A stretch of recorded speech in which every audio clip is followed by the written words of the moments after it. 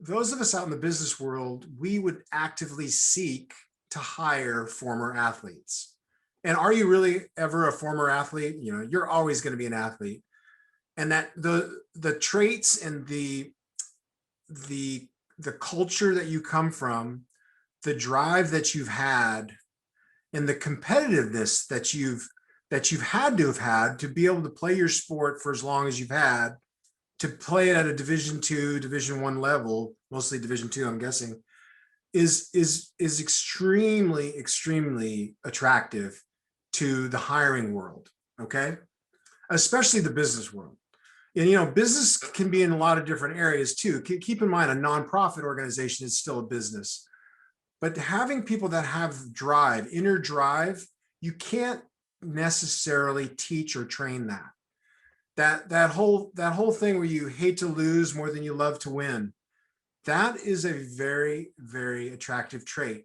So I want to start off with that because I want you guys to know and understand that.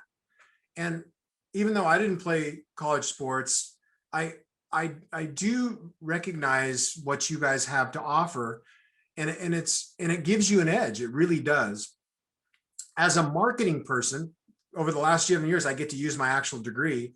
As a marketing person, that skill set basis is the best place to start from. Okay. So I know a lot of athletes worry a little bit because they don't necessarily always have a chance to do an internship or do a job on campus. And listen, there's a lot of transferable skill sets that you're already developing through your time in school. I kind of want to help teach you to market those skills with my presentation. I'm going to cover a lot of territory here, but I just want you to kind of understand and know that this is kind of the basis and premise where I'll be talking from. The other question that gets mentioned quite a bit is students worry about their major. And I just want to address that right out the gate. You know, if you want to be an accountant, if you want to be a CPA, yeah, you're going to have to major in accounting. If you want to be a mechanical engineer, you're going to have to major in mechanical engineering. But I'm here to tell you there's quite a few other majors out there that you might be doing, which is fine. Not everybody goes into the major that they actually are in, and it's totally okay. There's lots of jobs out there where employers are looking for somebody who has accomplished something, and accomplishing your sports experience obviously is going to be huge, but also accomplishing and getting a bachelor's degree. That is extremely important. I don't know if most people don't realize, but only about 38% of the population actually completes a bachelor's degree. And there's lots of people that have 6-7 years of school, but haven't really actually completed and gotten and received their bachelor's degree. So I just want you to know that's extremely meaningful in this whole process, okay? So I kind of want to start off by just talking about what we're doing here. I mentioned marketing several times. This is a marketing project. You are marketing you, and you have to learn how to market yourself and how to describe your skills, okay? And we do that through the one brochure on you, which is usually called a resume. So that I like to kind of start this off by just describing this strategy, okay? Our marketing strategy is to build a way to attract employers to invite you to an interview. And here's how we do it. The process starts like this. We build a resume. We still use a one-page resume, same thing we've used in the last 40 years. And it's written a little differently now than it was when I came out of college. People would actually read a paragraph when back in the 80s, right? But now they won't, because of social media and the way information flows. People will not read a whole paragraph in your resume. What they will read a bullet point, they'll read a phrase, but they're going to speed read your resume. So out the gate, you need to understand that people are speed reading through your information, which is great. You guys are speed reading all the time on things that you're reading as well, emails, subject lines, all of the different things that's coming up. So the first leg of this career marketing strategy is this resume, okay? Next, we talk about cover letters. Cover letters are extremely important. I want to tell you though, one thing that employers tell us is that one of the reasons they might ask for a cover letter is they want to see if you can communicate in a written form. They want to understand if you can actually write. I'm bringing this up because it's one of the number one things I hear from employers. They're extremely concerned about some applicants' inability to actually form sentences and to write properly. So I just want you guys to understand and know how important that is, okay? So when you do create a cover letter, it needs to be written perfectly. And when I say that, there's all kinds of resources out there that you can go and have your letter reviewed, have your resume reviewed. And that's kind of the next step I want to point out is all of you have career centers. You should definitely use your career centers. They're all trained like me to help you reach your goals. And I think you're going to be prepared. Hopefully after this presentation, you'll have a nice foundation to go in and have conversations about where you're heading next. Okay, so we talked about the resume. We talked about how cover letters might work. The next leg of this stool is going to be LinkedIn. LinkedIn used to be one of these things where, yeah, it'd be nice if you're on it. It's a form of professional social media. No longer. It is part of the career strategy, and you've got to have a strong LinkedIn profile. I'm going to show you some resources on that today as well. So those three things, that's what employers use to decide if they are going to invite you to an interview. Okay. So here's how it goes. You find a job maybe on something called Indeed.com. That's one I recommend. So write that down, Indeed.com. You also might use a resource called whatever. It might be Handshake for your school. It might be Simplicity. Most schools have their own job database that they utilize. So seek that out and find that. The reason why you want to use your school's job database is because they're actively seeking your school. They want a student from your school because they chose to post their job at your school. So use that opportunity, okay?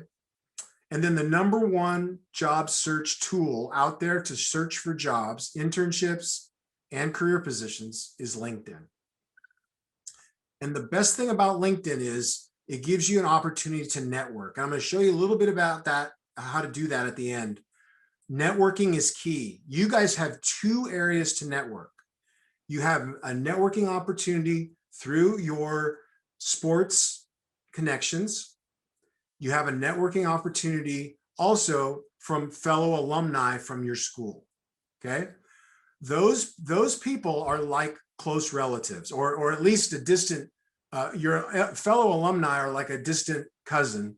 And of course, your fellow teammates that go out into the working world are going to be just like family. And you can reach out for advice to these people. And I'll show you a couple of things on how you might do that. Okay, fair enough. So let's just take a look real quick about how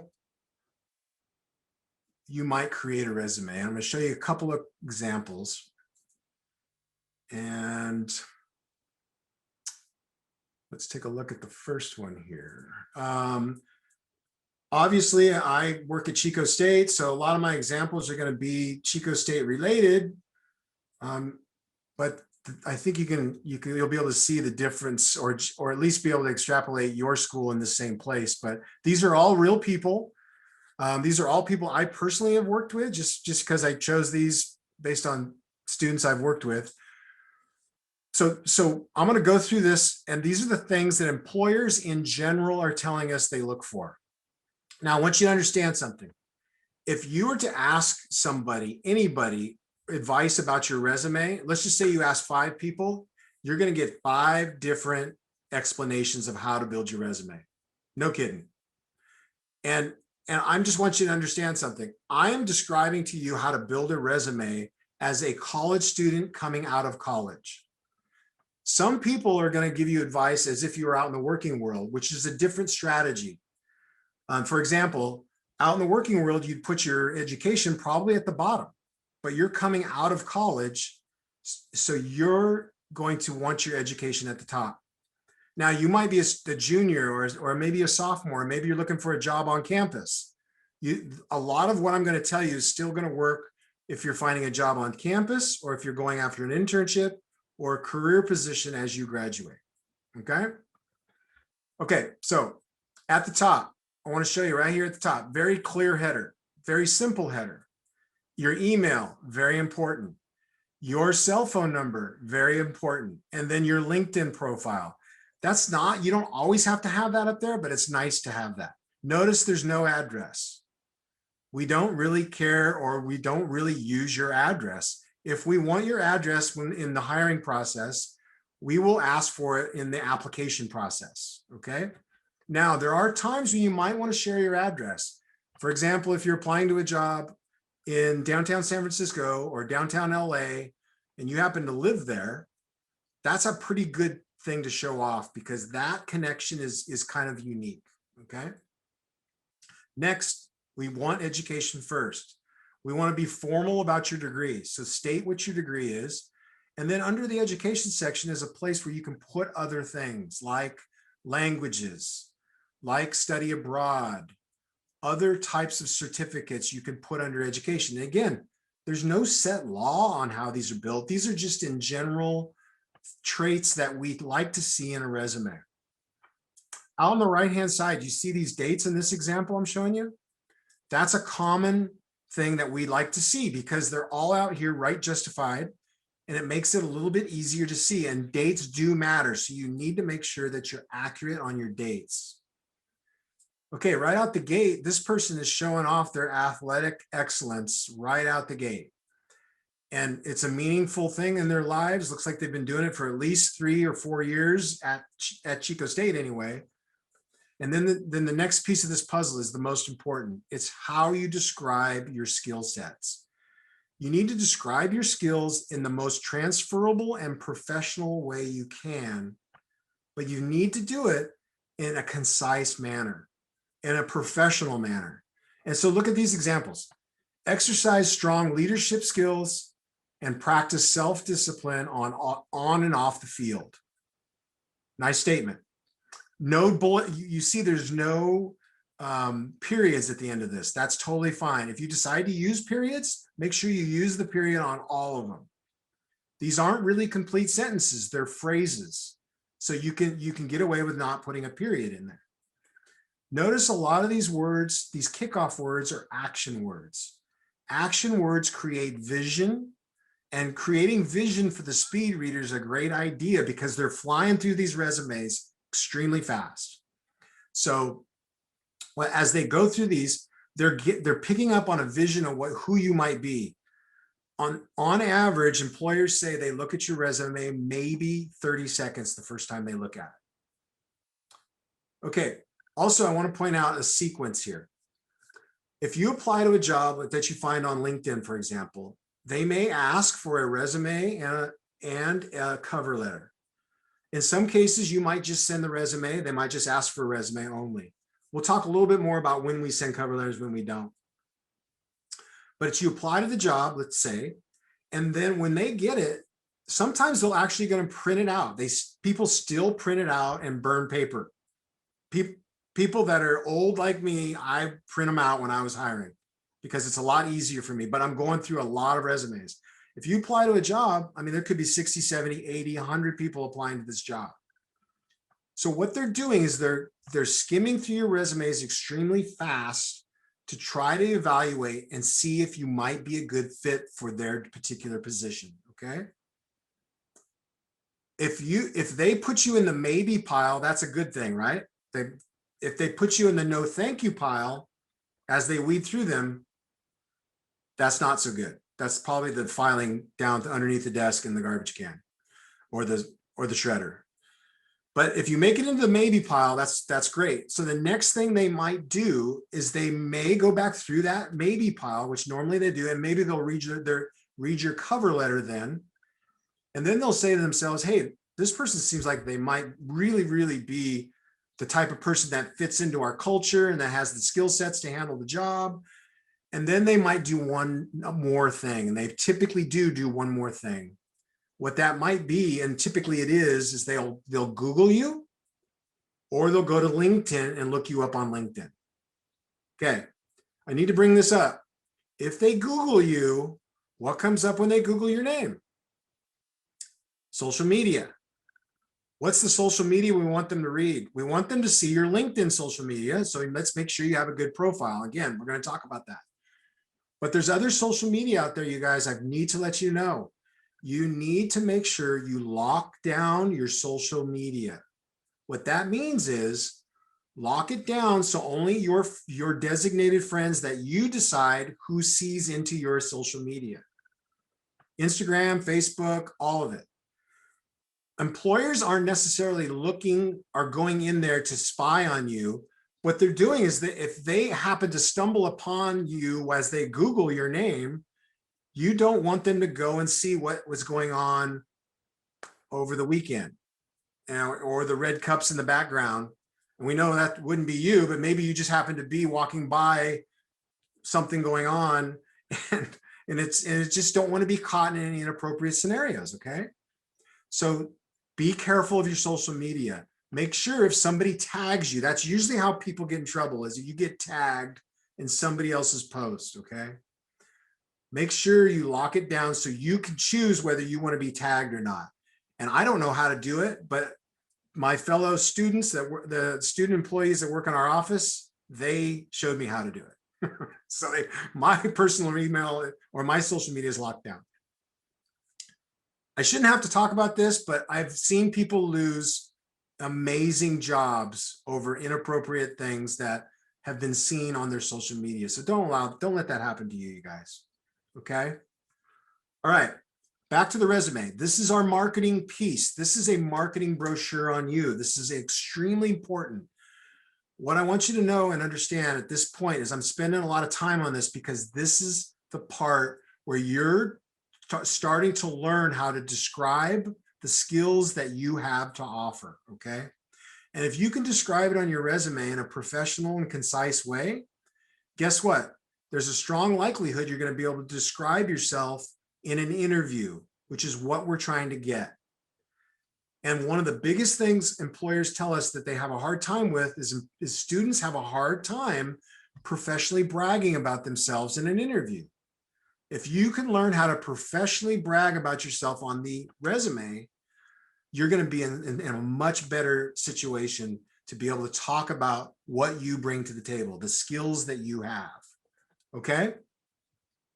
Going through here some more, we see a lot of one-liners. This is the way you want to build your resume. Letting it wrap to a second line, it's going to create eye traffic for the readers. So keeping it on one line is important. Notice we've got many different bullet points.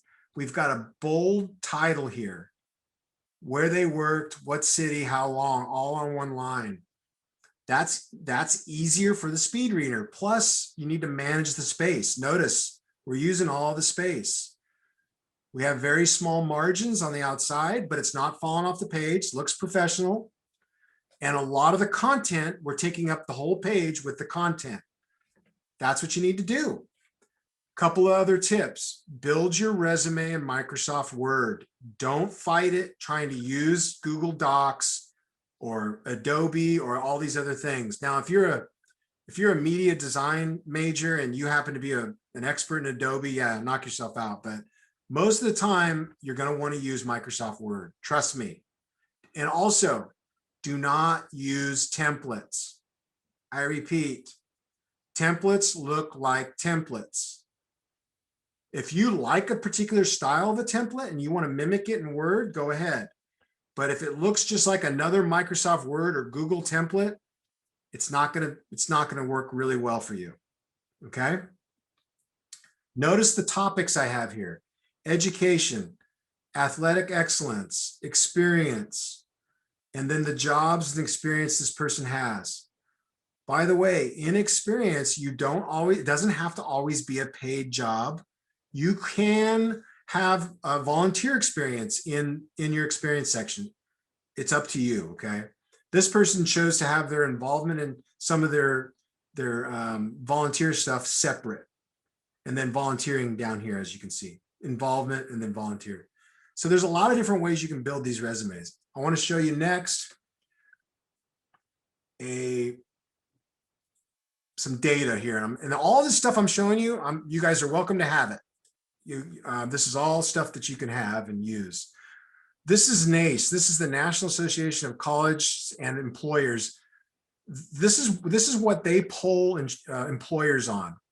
And these are the things that they look for. So when they're polled, they're looking for these attributes: problem-solving skills, ability to work in teams, strong work ethic, analytical and quantitative skills, communication skills, written, leadership, communication skills, verbal. So they're ranking them here, okay? And then down here says employers rate essential need of career readiness. So critical thinking is their number one thing they look for. Teamwork, collaboration, professionalism. So you get the picture. What I want you guys to see here and look through here is kind of go through and answer for yourself. Like, hey, what do I got in these areas? What do I do? Think about examples of when you utilize your communication skills or your leadership ability. And then that's how we start to create that resume, okay? And then there's this skills statement. I showed you a lot of bullet points with a lot of different skills.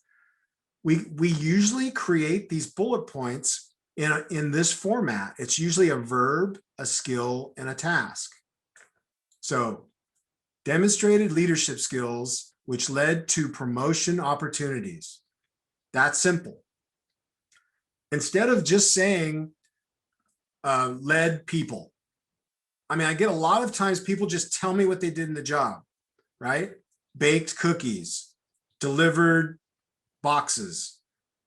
That's not going to be good enough to help have employers understand what your skills are. You need to explain your skills, but you have to do it in a transferable, professional, and concise way. So this can be a little tricky. So we've got this basic statement. So you guys can use this, you can have this to help you start thinking about what your skills are in your experiences. Keep in mind, volunteering is an area that you can show off above and beyond your athletics.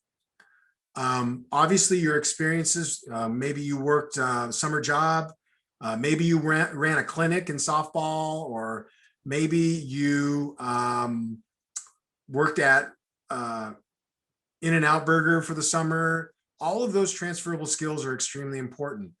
One area a lot of students forget to show off in their resumes is projects and presentations throughout their experience in school. In fact, let me show you that really quick here. Here's a resume that shows a projects and presentation section, okay? And this guy was a marketing major. Personal selling techniques, that's the name of the class. And he was talking about what he did in that area. Integrated marketing communication, utilized Adobe Photoshop to create an advertising campaign to market Apple's iPad 2. This is kind of an older resume, so obviously iPad 2 is old. So that's another area where you can show off and professionally brag about skill sets that are from your experiences. And showing off skills from your classroom is important, and it's totally fine. It's expected even. Okay, I talked about power verbs. Here's a list of those power verbs, those verbs that we use to create vision for the reader. So a simple example, I work well with others in groups. Too wordy for a resume. But what if you said collaborate well with others? That word collaborate creates a vision. That's what we're talking about right here, okay? That's how we build these resumes, you guys. Okay, I talked about using Microsoft. Microsoft Word tips right here. So you're gonna have to learn how to make your borders. Sometimes people like lines in their resume. Fine, put a line in there. Make your margins. Here's the dates. We're gonna push our dates all out to the right-hand side if you can. So there's ways you can create a margin marker to set those dates up. These are just quick tips, okay? And then spacing in your resume. You've got to be able to get it all on one page. No, we're not going to 2 pages. People won't read them. If you've got 70 resumes in a pile It's really unlikely that they're going to get to the second page if they're trying to get through 70 resumes. Now, out in the working world, when you've been out in the working world for a while, and you have more experience, you might have a second page. Oh, one thing that I forgot to mention, and we'll talk about more about GPA. People always ask about GPA, and I'll talk about that here when we get to the next resume. Here's a general format of resumes. Once again, it's your resume, it's your choice. You're going to get a lot of feedback if you share it with other people about how to build a resume. I urge you to build it how you feel comfortable. It's a reflection upon you. And there's many, many different types of resumes out there. You can build it in your own way. But the general format I'm sharing today is a pretty standardized format that a lot of employers say they like to see. I'm kind of showing you the one that's the most popular look. Again, education first, experience section maybe. This one's showing off study abroad maybe, certificates, language. You can put in related coursework, but I'd much rather see a project section like here that shows off the skills from your coursework, okay? But if you're a freshman or a sophomore, coursework might be fine because you just don't have enough experience in classes yet to show off other things. It's totally fine, okay? Kind of flying through this thing fast, you guys. It's hard not to. Hey, Art, can I jump in and ask a quick yes, question? Please. Because of the one-page resume and everything, the one thing I'm not seeing is references. Where does that fit into the mix? Great question. References are always going to be a second page, and they're going to be used when you're down the hiring process a bit. If someone's asking for your references, that's a really good sign. That means you're probably at the second or the third interview, and they're really honing in on thinking that they're going to make you an offer. So have references available, references like your coach, a professor, a supervisor that you've worked for at In-N-Out Burger, a coach from high school even. Maybe not your neighbor or your parents' best friend. They're always going to say nice things about you, or maybe your neighbor may not, but people that know your work and can vouch for who you are and how you operate. That's what you want to share, okay? Cover letters. Let's talk about that. Each one of these subjects, you guys, I could go an hour on, as you can see. I want you guys to get a taste of this, and hopefully you'll go to your career center and take it to that next level. But the cover letter is specifically this. I want you to understand this because this gets misinterpreted quite a bit. I want you to write a cover letter when you feel compelled, when you're extremely passionate about a particular job. There's some jobs out there that are going to really connect with you. You're going to go, yes, that's me. Write that cover letter and use this method. If you guys got a quick piece of paper, just write this little method down. I'll give you a quick one. Paragraph 1, write about the company first. Talk about your connection to them.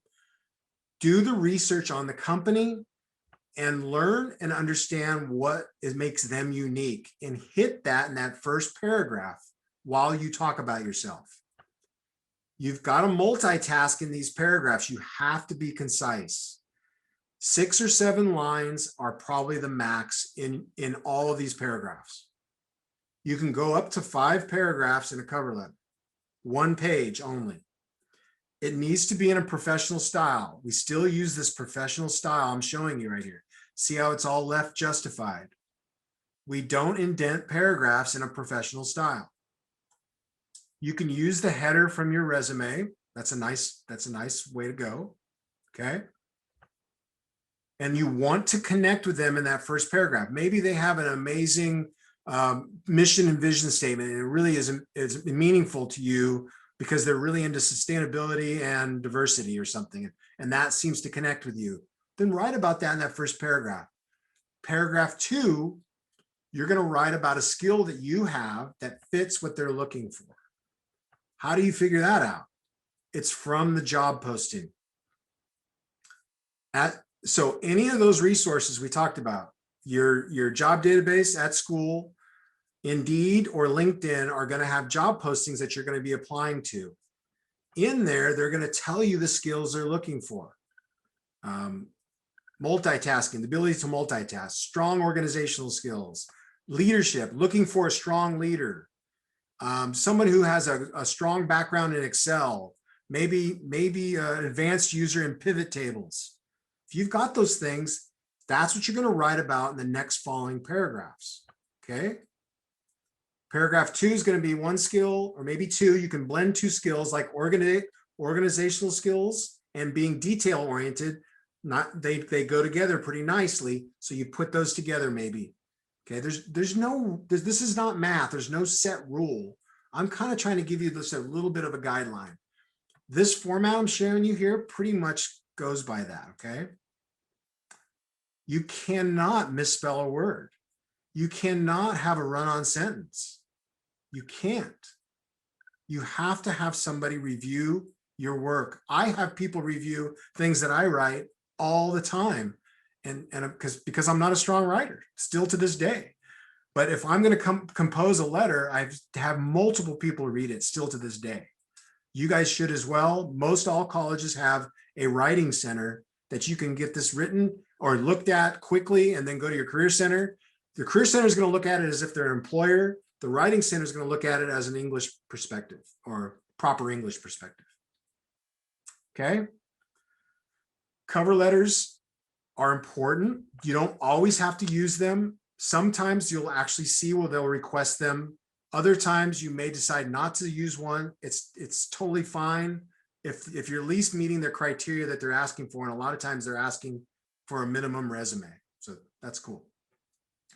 If you're going to send a resume and a cover letter, sometimes it's nice to put it in one PDF. Okay. And always send your documents as a PDF. An Adobe PDF, never as a Word document. There's a lot of reasons for that, but I think a lot of you guys know that. Okay. That's a lot of info, and I've already used up 38 minutes. And we haven't even got to LinkedIn or the interview. I want to show you one more resume because a lot of them are different, okay? This person, someone I worked with recently, it turned out great. And it's a very simple, but it's a very, very effective resume. And again, getting to the point of your education first, nice header, got your dates on the right-hand side. This person happened to have a nice, meaningful internship, gained sales experience from attending presentations, meetings, and job shadowing with brokers.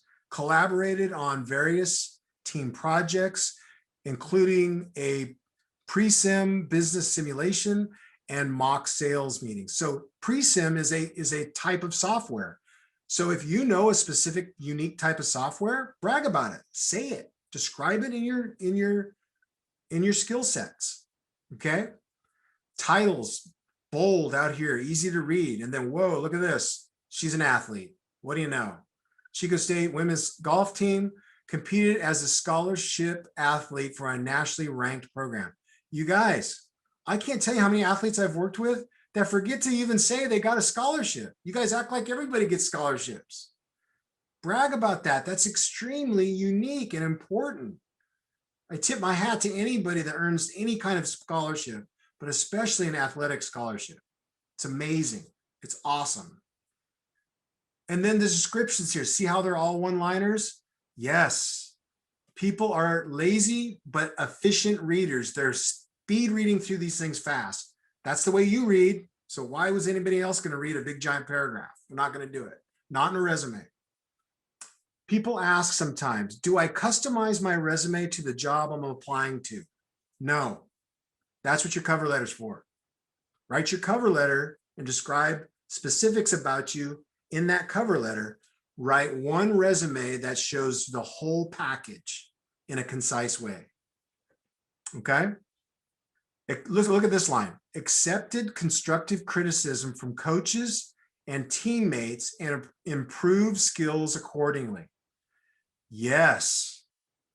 Why would an employer want somebody that knows how to accept constructive criticism? Those are the types of things that we start to think about when we learn that this person is open to constructive criticism. They're probably easy to train. They're somebody who might be a quick study, very valuable, okay? So this person chose to have an athletic section here, showing off dean's list. And then this person's also a student athletic advisory committee. She's in the committee, organized and participated in a fundraising and community service efforts, attended bi-weekly meetings to facilitate communication between athletes and administration. Well done. These words and these phrases help me as an employer get an understanding of what this person might be capable of. And why do we care about that? Because we're trying to decide if this person can fit into our organization. We want to set them up to win, not to fail.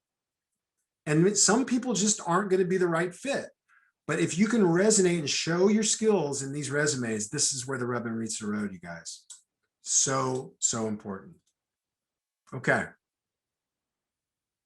Blah, blah, blah. Okay, let's say you get an interview.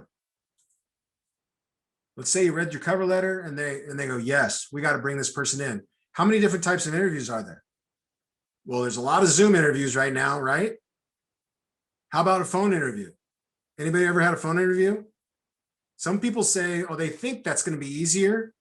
Not all the time. Sometimes it's harder because you don't have one of your abilities to have to use your body language. So I'm a big talker with my hands. You don't have that. Sometimes the employer on the other end or their interviewer might be nodding their head, agreeing with what you're saying. And you might be on the other end going, oh my God, they don't like what I'm saying. I don't know if I'm saying the right things. And you end up caving. So you have to start to be aware of the different types of interviews and build your confidence. And the way you build your confidence is you start with an incredible resume. You write a perfect cover letter. And again, 1 or 2 or 3 drafts, you'll have it dialed in, have a few people read it. Boom, you're good to go. Do you use the same cover letter for 20 different jobs? No. Remember what I said, each cover letter is unique. That first paragraph is always going to be different, but what if multitasking skills or Excel, you can reuse some of those paragraphs after you've written a few cover letters.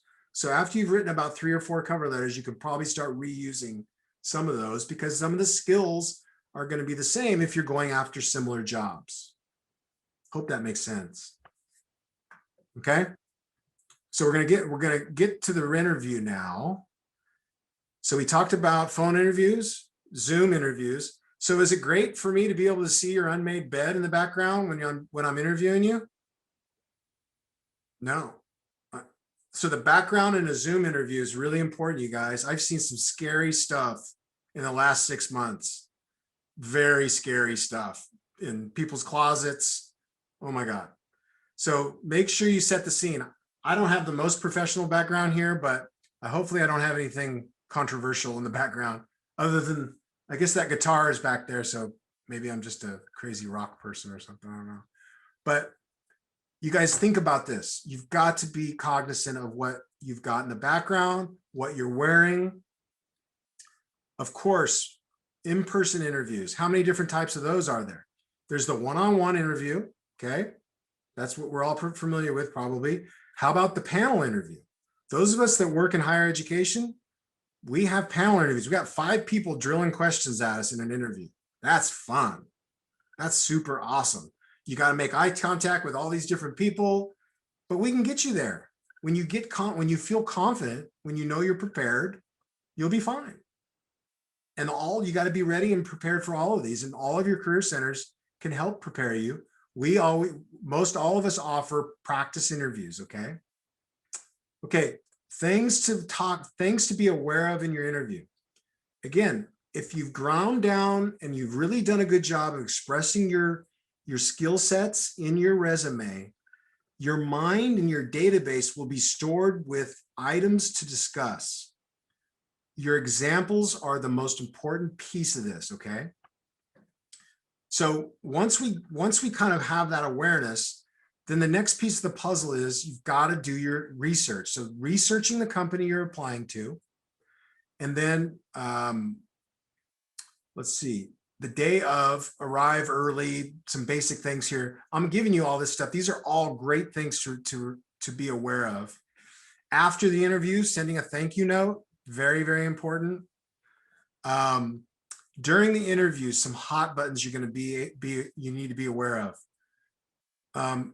That tell me about yourself question. Who doesn't love that question? Tell me about yourself. That should be the easiest question there is, right? But a lot of students cave on that one. Don't let yourself cave on that. You need to understand and be excited about that question. You get to control what you say in that. That's when you deliver and you talk about skill sets that you have that fit that job, because you should already have done research on the company and you should know what that job is looking for. If they're looking for an analytical person or a detail person or a problem solver, then you're going to talk to them about, hey, listen, I'm graduating with a degree in communications from XYZ University. Also wrapping up a successful 4th season with the soccer team. And I'm really excited about your opportunity. And I'm really excited about the fact that you look for competitive people. It said in your job posting that competitive people are a plus, and I'm highly competitive. I'm also very detail oriented, and I tend to be fairly analytical. I'm a very, very good problem solver. Somebody gives me a problem, I'll figure it out. And I like to figure out whatever I can do to make things better. Or whatever your message is, you need to talk about yourself as it applies to that job, okay? Another thing you need to be aware of, I'm going to skip down here on a couple. You always need to know what your strengths are, you guys. I interview people all the time, and that's a basic one. You need to know what you got. What do you got? I'm a leader. I'm a strong leader. You know what? On the team, people look to me. I didn't ask to be a leader, but I've just ended up being one, because when things get stressful or the coach freaks out, people look to me, and I just have this calming ability to bring people together and try to organize the group. And I send out messages to my teammates to help keep everybody pumped, organized, Describe in examples, okay? Just give details. There's a method up here called behavioral interviewing, which is called the STAR method. You guys are welcome to use this method. It's a little bit, I don't know, for me, it's a little cumbersome, but so I'm going to give you a shortcut to this method, but it maps out this STAR method here. Some students love it and it works perfectly for them. I guess I'm just not smart enough to do it. So my method is this: listen and hear the interview question. Listen, hear, and answer the interview question. Step 1. That's all one step. Listen, hear, and answer the interview question. And then answer the question with a detailed but concise example. Let me give you an example. Here's a common interview question that I get. Success means different things to people. What does success mean to you? And probably the most popular answer I always get when I ask this question is students go, well, success to me means being happy in whatever career or job I choose. And I'm, okay, kind of a general answer for kind of an open-ended question. This is your opportunity to really shine in these questions. So being specific is going to serve you much better. Okay. Let me give you a better answer. No answer is really wrong, but let me give you kind of a better answer. So I asked this one kid, he gives me this example. It was one of the better ones. I use it to share with you guys a lot of times. I said, success means different things to people. What does success mean to you? He goes, scratches his chin. He's going, wow, that's a good question. So he's buying some time. Totally fine. Buying a little time. He's going, well, success to me means setting goals and achieving them. Did he answer the question? Yeah. It's like, yeah, right on. And then without hesitating, he says, let me give you an example. When I started at Chico State, I set a goal for myself to never get a C. Here I am in my last semester, I'm going into my finals and getting 2 B's and 2 A's, I think I've reached that goal. Boom. Drop the mic. So answer the question, hear and answer the question, and then answer in a detailed but concise way. Give a detailed and concise example. That's the rhythm you want to be in. And that's basically what the STAR method is. I just kind of shortened it.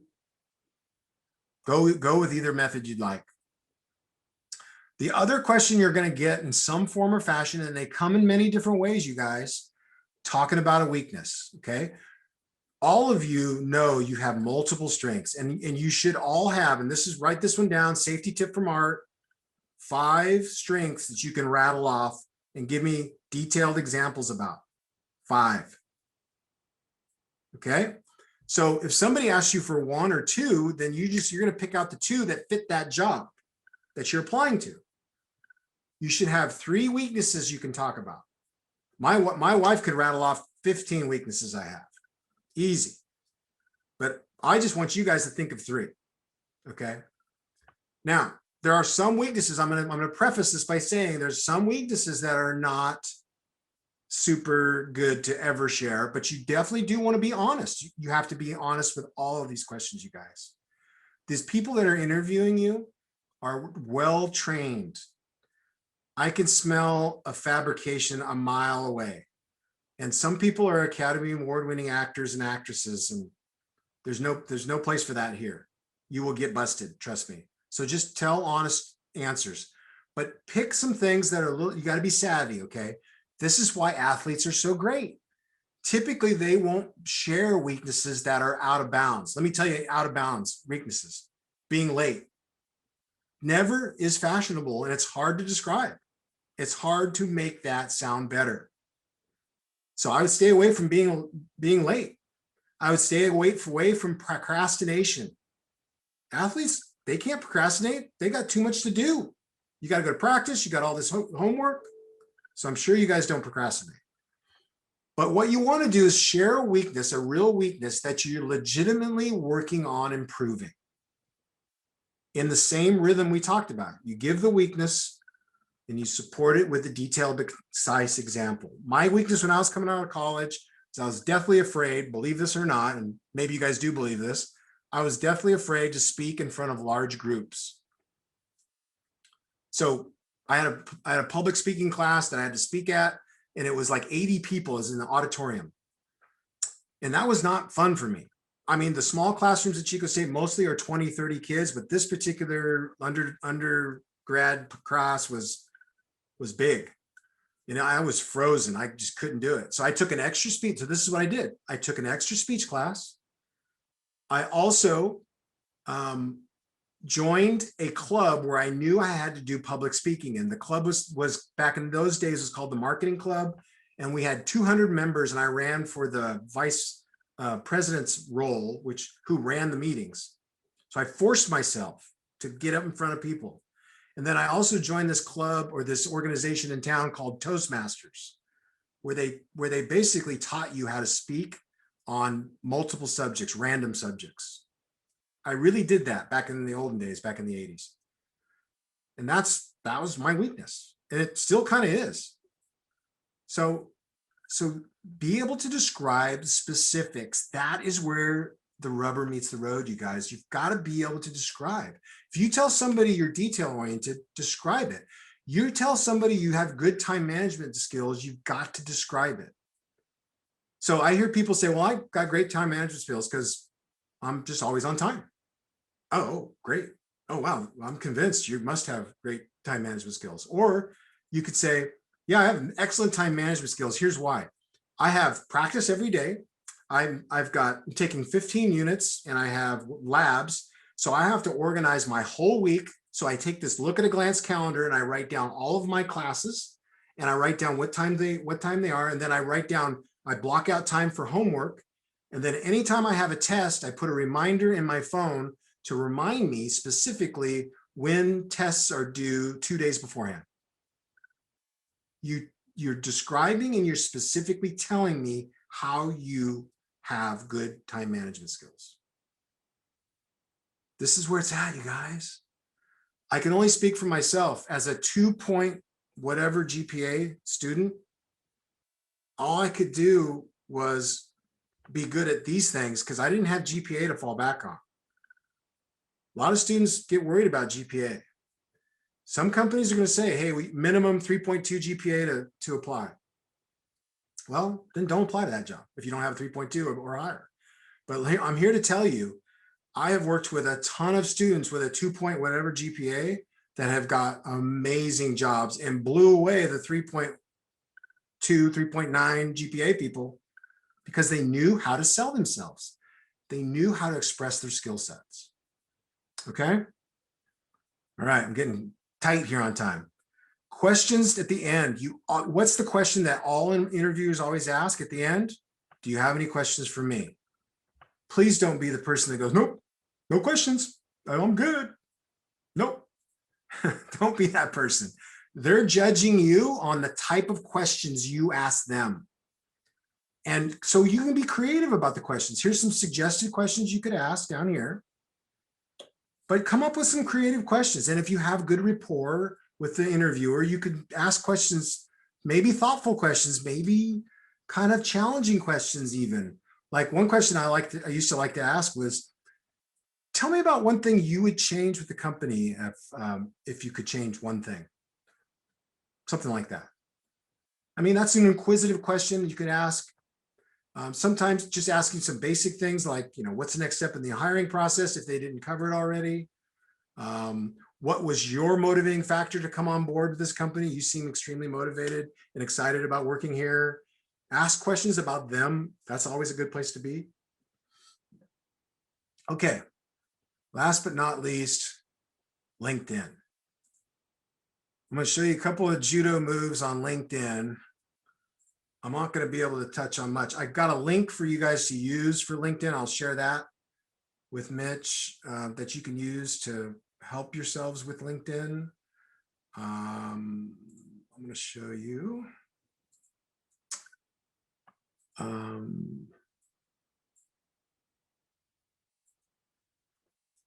Do we have a lot of questions in the chat, Mitch, or do we have any?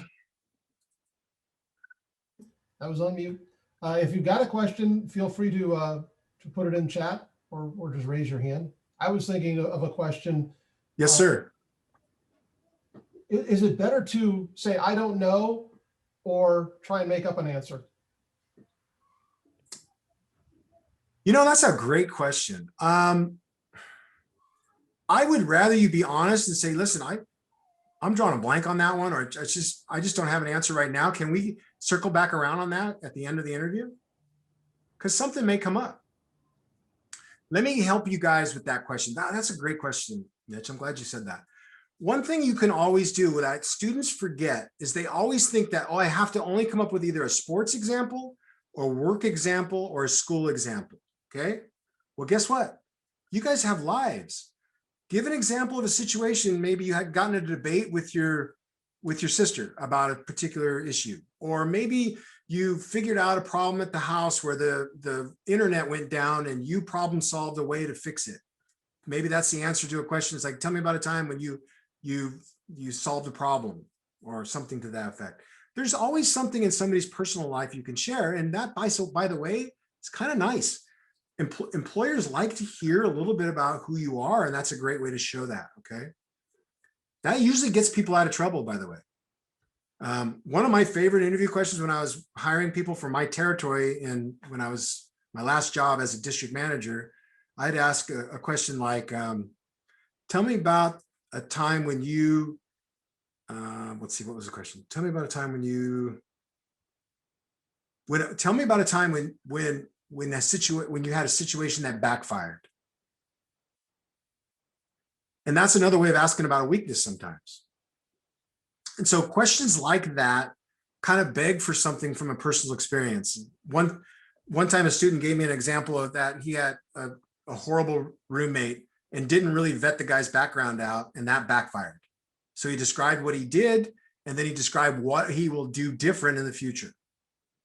Questions like that, great opportunities for a personal situation. real quick, you guys, I'm going to show you something this is one. I mean, people are finding jobs, by the way. Don't think that COVID is preventing people from getting jobs, and we're preventing companies from hiring. People are getting hired all the time right now. And I talk to my colleagues at other career fairs, at other career centers, and there's a lot of people hiring. There's a lot of athletes getting jobs too, by the way. And networking is the key to life. It's the other half of what you're doing here. You've got to reach out and ask for advice from folks, okay? Now, just for the sake of time, I'm going to do this pretty fast. If I'm going to go into California State University, oops, horrible typer. I want you guys to be able to, so go into whatever your school that you have and make sure you're going into their group. And the way you can tell is, this is coming up, this is Chico State's. Right here, it'll tell you how many followers they have in LinkedIn. I just typed the school name in, California State University, Chico, and then you go right here to alumni, okay? Okay, now you can pick whatever major or whatever industry you're interested in. I mean, I'm just gonna randomly pick one here, healthcare. Okay, now what is this telling me? Something related to healthcare for all of these people who are Chico alums. This is the cities they live in. This is where they work. And you're going, whoa, well, I definitely want to live in the San Diego area. Okay, ooh, I've heard about UC San Diego. I've heard about Scripps Health. Let's see. Oh, look at that. There's a manager that works there. Is she, oh, looky there. A Chico alum. What do you know? A cousin. So what am I going to do with this information? Number one, my daughters who are in their 20s, they tell me, this is creeping, Dad, you're creeping. I'm going, yes, I'm professionally creeping. I'm looking in their background, and this is going to be knowledge for you guys. Look at what people's educations are. Look at where they started. These are all going to be leads for you and tips. But you could reach out to this fellow alum, send a message. Don't buy the premium, by the way, you guys, just use the free one. You could send a message and say, hey, I see that you're a fellow Chico alum and I'm applying for this particular job, or I'm interested in working at your particular area. I'm a health educations major, and I'm really interested in training related to healthcare issues. Would you mind sharing some advice with me? You guys, this stuff works. All of your schools and your alum, they will help you. Now, right, and the first two you send, are you going to get a reply back? No. But you might have to send 8 or 10 or 9, but the 10th one will respond to you. You've got to put some time in here, okay? The other thing I want to show you, last but not least, I'm right at, oh man, I'm over the time. You guys tell me to shut up if you want. Real quick though, I want to show you. So let's just say, I'm going to put in, let's sales, San Diego, California. I want to make sure you guys know. So right now I'm going to decide that I want an entry-level position in sales. You can set, so traffic's really bad in San Diego now. So let's tighten that up to real close to downtown San Diego, within 5 miles. There's 2,225 hits right there in these jobs. Now look at this in LinkedIn.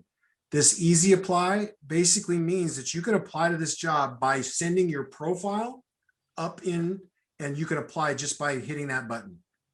And usually your resume is already connected. Okay. And this link I'm going to show you, I'm going to share with Mitch, is going to show you how to set your profiles up to be connectable for that. Okay. So let's review resumes, cover letters, LinkedIn, my 3-legged stool. It can only stand if it's got 3. You got to have all 3. The resume, I did harp on that a long time. It really is the most important piece, because it's what gives you the confidence to talk about yourself. Once you can say it in your resume and you feel proud, you'll know it. You'll want to give that resume out. It's like, nah, I wish somebody would ask me for my resume. I'm really excited to give it. because you want to show off what you've got. And you guys have got a ton more than you think you do. I know it. Anyway, 5:04, 5:05, Mitch. I'm 5 minutes over. I hope I don't get reprimanded for that. Well, does that count as being late? I'm not really sure. I didn't use. Yeah, We being kind of late. said we were going to go 45 minutes and then 15 minutes of questions, but there's a lot of information, obviously. Does anybody have any questions? One of the things that Art said is that those PDFs that he was showing you, he's going to send to me. And then when I send you a link tomorrow for the survey, I'll attach those PDFs so you all have that. And you can take a longer look at it and kind of help yourself. But does anybody have any questions right now for the group? If you want to email Art directly, we can get that information to you as well. If you have a question that you just want to kind of ask him privately. Yeah, absolutely. Anybody have anything right now? Or you know what you guys can do? Connect with me on LinkedIn. Or connect with him on LinkedIn, right there. Yeah. There you go. I'd love to be a LinkedIn friend of yours, contact of yours. And then remember, you can see all of my contacts, and I know a lot of people that hire people. So you'll be second connections to them. It's like second cousins. Second cousin. Yeah, no, I love them. And I can't emphasize how much the personal relationships, the who you know over what you know sometimes is really, really important. Very important. Your teammates that are out working right now that were 2 or 3 years ago, you can reach out to them right now. They're working somewhere, I bet you. Yeah. So anyway, thank you, Art. I appreciate it. Folks that are here, we'll be sending a little short survey, and then, like I say, I'll attach those PDFs. That'll come to you tomorrow. But again, thank you for doing this. We've got 3 speakers coming up next month, so be sure to check out the conference website and register for those. They'll be really interesting as well. So thank you, Art. I appreciate it. Thank you, Mitch. Everybody. And thank you, everybody, for giving me the opportunity. I appreciate you, and stay confident out there, you guys. You're gonna do great things. You're gonna do great things.